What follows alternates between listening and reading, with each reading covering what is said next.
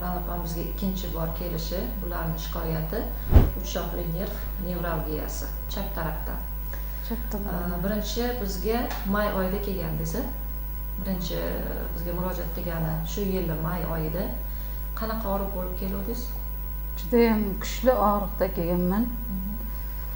Ovqat yeyolmas edim, gapirishga qiynalardim. Og'zim chayqash, yuzimni yuvishga qiynalardim juda ham. Qanday boshladingiz? Kasalligingiz necha yil bo'ldi? Kasalligim boshlanganiga 4 yil bo'lgan. Tish og'riqqa o'xshagan boshlanganda, keyin quloq og'riq, ana shunday o'tgan. Bu kasallikni bilguncha 2-3 ta tishlarimizni oldirganmiz. Quloq doktoriga borib.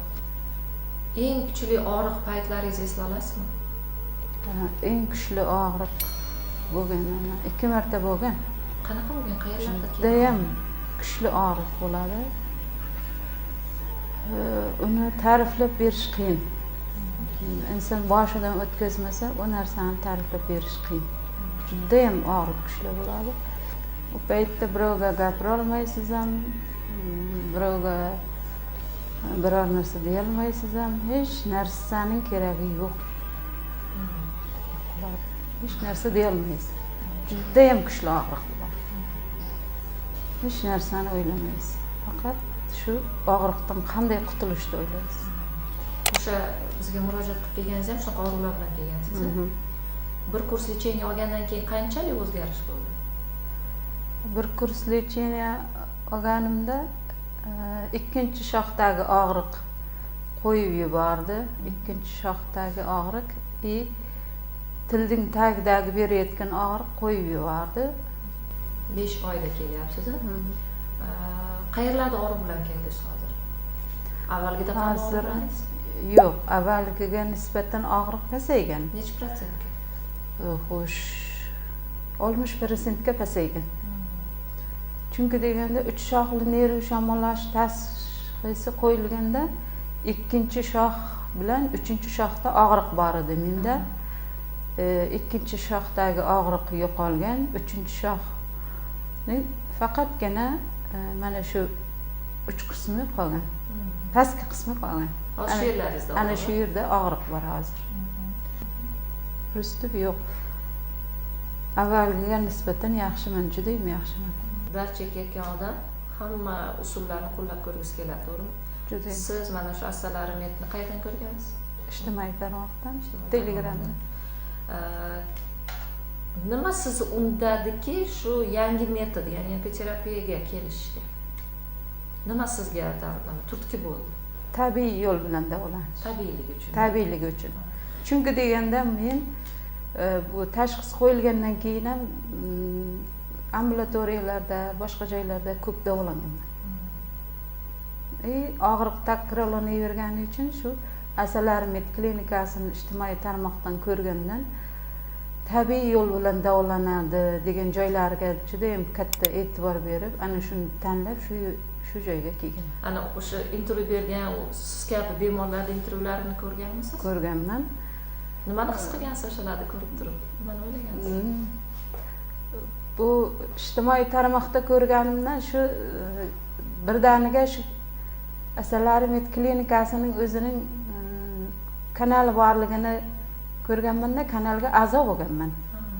A'zo bo'lib boshidan hozirgi kungacha bo'lgan nechta bemor qanday davolangan hammasini bittama-bitta ko'rib,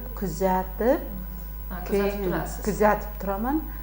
Keyinchalik bularni ko'rib menda ham ishonch paydo bo'lgan va shu Assalomet klinikasiga ishonch bilan kelganman. Siz kabi bemorlarni ko'rasiz, to'g'rimi? Nimalar gaplashasizlar mana palatada bir-biringlar bilan shu kasal, bir xil kasal odam.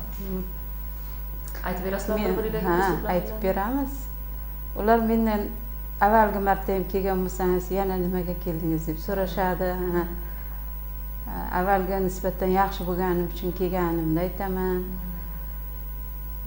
Boshqa palatadagilar ham oldin kelib davolanib ketganlar qayta kelganiga guvoh bo'lganman va ular bilan To'g'ri kelgansiz. to'g'ri kelganman. 2-3 marta to'g'ri kelganman. Ana shulardan so'raganimda ular ham shu davolanish, tabiiy yo'l bilan davolanib o'zida foyda ko'rgani uchun yana qaytib kelganini takror aytadi. Og'riq juda ham kuchli. Asalari chaqqandagi og'riq, bu og'riqning oldida hech narsa bo'lmaydi. Chunki deganda siz sog'ayish uchun kelgansiz. Mening murojaatim shunday muammo bo'lib, og'iz ochib, yopilishda og'riyotgan insonlarga ikkilanmasdan asalari medklinikasiga kelishini taklif qilardim. Demak, bemalol tavsiya qila olasiz. Bemalol tavsiya qila olaman. Chunki deganda men o'zim boshimdan o'tkazib, bu yerga kelib ovqatlanishda, keyin boshqa nimalarda, harakatlarda juda ham o'zimni yaxshi his qilganman. Menga foyda bermaganda men qaytib kelmas edim.